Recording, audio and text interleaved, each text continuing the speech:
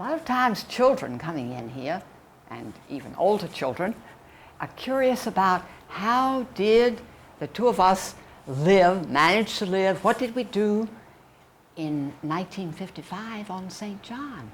It's different everywhere, and change here has been different. We started out without much technological communication. This I was given by one of our floating museum staff. It's a telephone. Diddly boom, Zagarias and Kissingdom. Ivan used to play with things like that. Telephones ringing.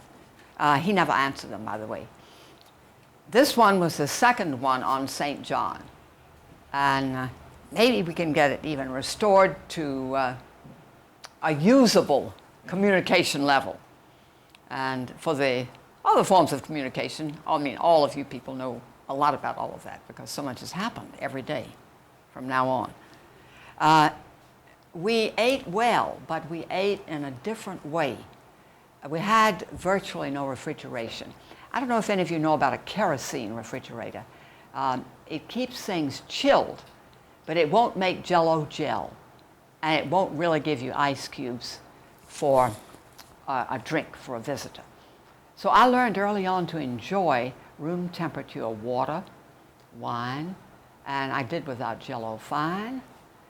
And we learned to use the local foods in ways that my husband remembered from his Ukrainian childhood. And his aunt, Totya Vasilisa Afanasyevna, a woman I've always wished I could meet, he learned how to make marvelous borscht. And he prepared borscht the way he got prepared for a concert. Everything was done with discipline, with order. I was assigned to see that things were there and to wash dishes afterward. But he performed. Now, borscht is a great, great recipe. Don't take time to give it now, but someday come here, maybe we'll have it again. We cooked and we ate what we cooked and shared what we cooked. And that was so great. There were many fewer people, but yet in a way we had many more friends because everybody was in touch by the grapevine and just by interest in how the other fellow was getting along. So when we got a big, big fish, like the pompano in that picture over there, it was absolutely spectacular. It was enough to feed more than any stories of loaves and fishes.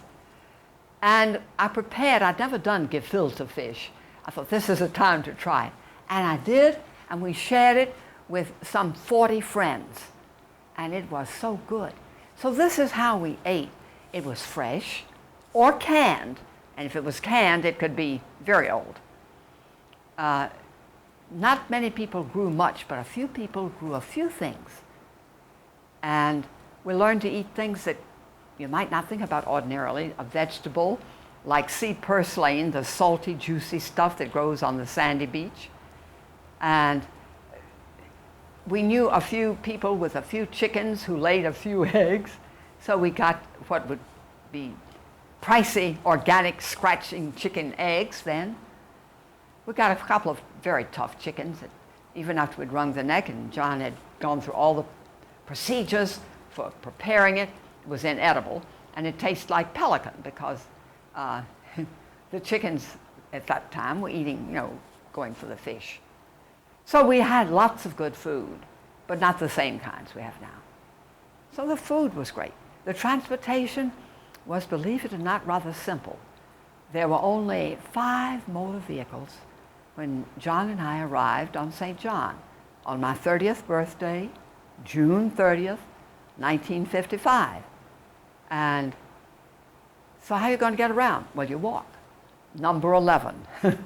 And John immediately got a job at Kineo Bay because he needed 5 years Social Security, work to have Social Security.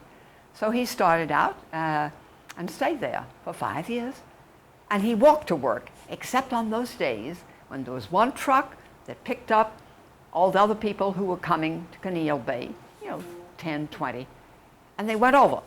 And he walked back, and we got home he just shook off his shoes and in his clothes jumped in the sea to swim. I did the same thing. I walked up the hill, maybe about a mile, I don't know, didn't clock it, to Bethany, the rural school, came home, swam. We then came home. It was time to think about, how are we going to stay here longer in a little bit more comfortable abode. We were living in a little shack.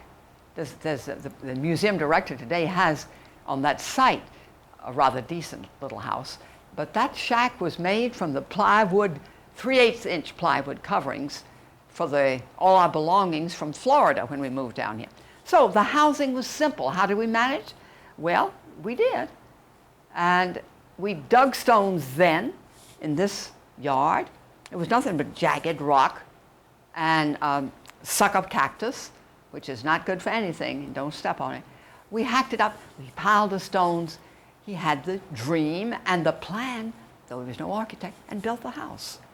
2 friends, St. Lucian stonemasons. And I asked him, one of them recently, I have a picture of him for the museum. We have a living history,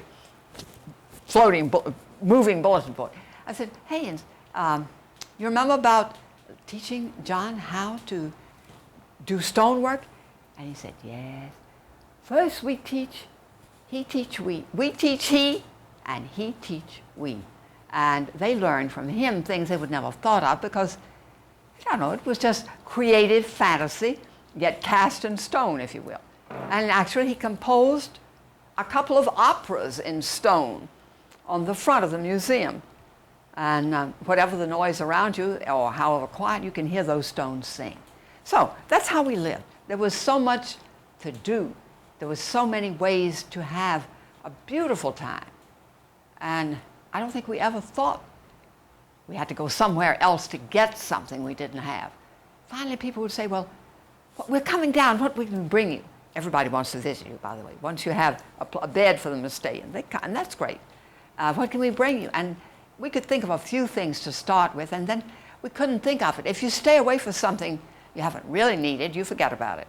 And now, of course, we've got a very advanced set of persons, I don't know, friends of the museum, volunteers. They're all refugees in a way from whatever kinds of troubles people's lives get them in, but they're refugees looking for freedom. And they come here, and they bring very useful things. I would never minimize that. Indispensable, you might say. So we lived a good life. And it changed. And as it changed, I don't know, we found that change was often very interesting. Ivan used to say every morning, he would say, everything changed. Every hour, every minute, every second. And he'd learned the word millisecond. And he liked that. The Heraclitean flux was not for him confusion or bad or anarchy, though anarchy is, of course, the mother of order. That's an old Russian proverb. Throw that into the borscht. He enjoyed change, and he wanted to see what happens next. He was on the moon before they landed, and he followed it by radio, he followed it TV, and he was excited by it. So that he never, I never heard him use the phrase good old days about anything, anywhere. There were wonderful times in the past, but they were alive because of what you could do with those memories, ideas in the present and carry on into the future. So he loved small children, not all children. He had fun with children because the reasons people give, all of the, tiresome reasons. But he loved children for the sweet, bubbling reality of an individual child. And that's how he greeted life and light. And he never, I can't say he never felt depressed. I've seen him be angry about things. I mean, hey, he knew what was going on, what was wrong or bad, and wished it could be better. But in essence, the quintessence of his survival as a joyful child of God, living free at last on St. John. That's a picture that you hear in the way he sings, and that you see in these photographs of his life. The big fish that he caught on the island nobody had ever slept on before. We did, because the sandflies drove us off of the salt pond.